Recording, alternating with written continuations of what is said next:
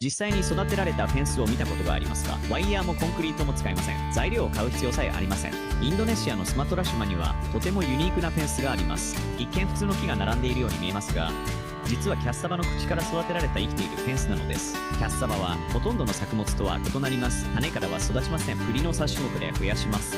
農家は成熟したキャッサバの茎を切り分けて、そのまま土にまっすぐ刺します。気温と湿度が適していれば、すぐに根を張り、実を出し、自立します。生存率が非常に高いため、地元の人々は土地の境界にキャッサバの茎を密集して植えます。やがて、それらは連続した植物の列に成長し、自然と通り抜けにくい明確な境界を作ります。そして、条件が整えば、キャッサバの塊クレも地下で育ちます。地上ではフェンスとして機能します。地下では食料を生み出します。この刈り込みは見た目のためではありません。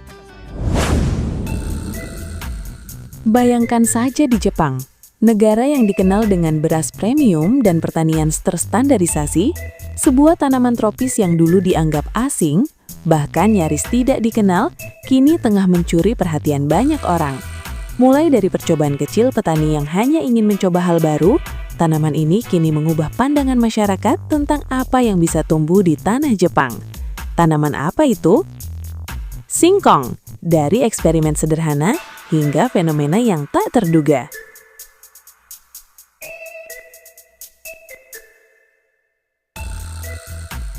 Tak banyak warga Jepang yang menyangka bahwa tanaman yang selama ini dianggap biasa saja, bahkan nyaris tidak dikenal oleh sebagian masyarakat perkotaan, kini justru mulai menarik perhatian banyak orang.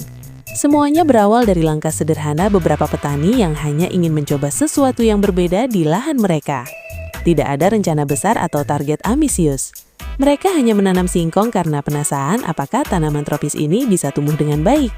Namun yang terjadi setelah itu perlahan membuat banyak orang terkejut. Bahkan beberapa daerah mulai mengalami fenomena yang tidak pernah mereka bayangkan sebelumnya.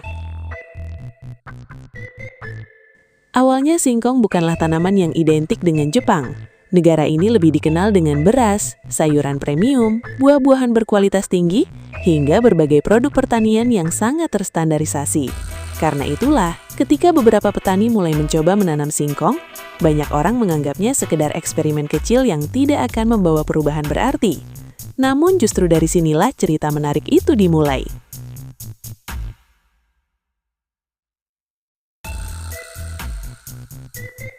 Sedikit demi sedikit hasil percobaan tersebut mulai menunjukkan sesuatu yang tidak biasa.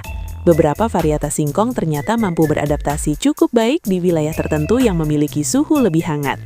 Hasil panennya memang tidak langsung spektakuler, tetapi cukup menjanjikan untuk membuat para petani melanjutkan percobaan mereka. Lalu muncul satu fakta yang membuat semakin banyak orang mulai memperhatikan. Tanaman ini tidak membutuhkan perlakuan serumit beberapa komoditas lain yang selama ini dibudidayakan. Di tengah meningkatnya biaya produksi pertanian, informasi tersebut terdengar sangat menarik bagi sebagian petani Jepang. Namun, itu belum menjadi kejutan terbesar. Beberapa orang mulai mengolah hasil panen singkong menjadi berbagai produk makanan alternatif. Di saat yang sama, tren pangan global juga mulai berubah. Banyak konsumen mencari bahan makanan baru, tepung alternatif, serta produk yang dapat digunakan untuk berbagai kebutuhan kuliner modern. Tanpa disadari, singkong mulai masuk ke dalam percakapan yang lebih luas. Apa yang awalnya hanya eksperimen kecil, perlahan berubah menjadi peluang yang mulai dilirik banyak pihak. Kemudian sesuatu yang tidak terduga mulai terjadi. Foto-foto kebun singkong lokal mulai beredar di media sosial, dan beberapa konten kreator pertanian membagikan pengalaman mereka menanam dan memanen singkong. Respon publik ternyata jauh lebih besar dari yang diperkirakan. Banyak orang yang sebelumnya bahkan tidak pernah melihat tanaman singkong secara langsung mulai bertanya-tanya. Mereka ingin tahu bagaimana cara menanamnya, seperti apa hasilnya, dan apakah tanaman itu bisa menjadi peluang baru bagi pertanian lokal. Semakin banyak orang mencari informasi, semakin besar pula rasa penasaran yang muncul. Beberapa komunitas pertanian mulai saling bertukar pengalaman mengenai teknik budidaya, jenis tanah yang cocok, serta tantangan yang dihadapi selama proses penanaman. Menariknya, banyak diskusi tersebut berkembang bukan karena dorongan pemerintah atau perusahaan besar, melainkan karena rasa ingin tahu masyarakat itu sendiri. Yang membuat situasi semakin menarik adalah munculnya permintaan bibit. Awalnya hanya beberapa petani yang saling bertukar bibit untuk keperluan percobaan. Namun setelah hasil panen mulai terlihat dan informasi menyebar lebih luas, jumlah orang yang ingin ikut mencoba bertambah. Beberapa petani mengaku menerima lebih banyak pertanyaan tentang bibit dibanding yang pernah mereka bayangkan. Fenomena ini membuat banyak orang heran, karena beberapa tahun sebelumnya hampir tidak ada yang membicarakan singkong sama sekali. Di balik meningkatnya minat tersebut sebenarnya ada faktor yang jarang dibahas. Banyak wilayah pertanian di Jepang sedang menghadapi tantangan besar berupa berkurangnya jumlah petani muda dan meningkatnya biaya produksi. Dalam kondisi seperti itu, tanaman yang dianggap memiliki potensi adaptasi dan peluang pasar baru tentu akan menarik perhatian. Singkong mungkin bukan solusi untuk semua masalah pertanian, tetapi kemunculannya memberikan harapan bahwa masih ada alternatif yang bisa dieksplorasi. Namun, yang terjadi berikutnya bahkan lebih mengejutkan. Beberapa pelaku usaha makanan mulai mencoba mengembangkan produk berbahan dasar singkong. Mereka melihat adanya peluang untuk menghadirkan sesuatu yang berbeda di pasar yang sangat kompetitif. Saat produk-produk baru mulai diperkenalkan, minat masyarakat kembali meningkat. Orang-orang yang sebelumnya hanya penasaran dengan tanamannya kini mulai tertarik dengan hasil olahannya. Dan disinilah lingkaran perhatian terhadap singkong semakin membesar. Namun cerita ini bukan sekedar soal tanaman. Fenomena tersebut juga menunjukkan bagaimana sebuah ide sederhana bisa berkembang menjadi gerakan yang lebih luas.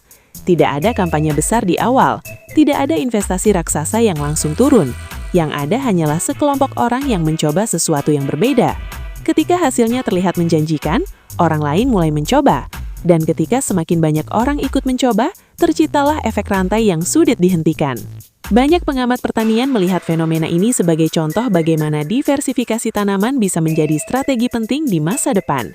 Dunia pertanian terus berubah, cuaca semakin tidak menentu, biaya produksi meningkat, dan kebutuhan pasar juga bergerak sangat cepat.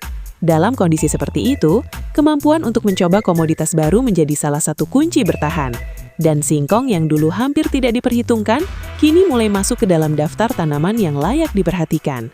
Tetapi bukan berarti perjalanan ini berjalan tanpa tantangan. Masih ada banyak hal yang harus dipelajari, mulai dari pemilihan varietas yang tepat, teknik budidaya yang efisien, hingga pengembangan pasar yang berkelanjutan. Banyak petani menyadari bahwa keberhasilan awal bukan jaminan keberhasilan jangka panjang. Namun, justru karena tantangan itu, rasa ingin tahu masyarakat semakin besar. Mereka ingin melihat apakah fenomena ini hanya tren sesaat atau benar-benar akan berkembang lebih jauh. Sedikit demi sedikit, singkong mulai memperoleh tempat dalam berbagai diskusi pertanian lokal, seminar, komunitas tani, hingga forum daring membahas peluang dan kendalanya. Tanaman yang sudah menjadi bagian dari kehidupan kita di Indonesia selama berabad-abad, singkong, kini mampu mengubah pandangan dunia tentang apa yang bisa dicapai dalam pertanian. Ini adalah bukti bahwa kekayaan alam dan budaya Indonesia bukan hanya berharga bagi kita sendiri, tetapi juga mampu memberikan inspirasi dan solusi bagi negara lain di belahan dunia yang berbeda. Kita patut bangga, karena dari tanah kita lahir tanaman yang kini menjadi harapan baru bagi banyak orang di Jepang. Siapa sangka, singkong yang kita kenal sebagai makanan sehari-hari bisa menjadi fenomena yang menginspirasi dunia.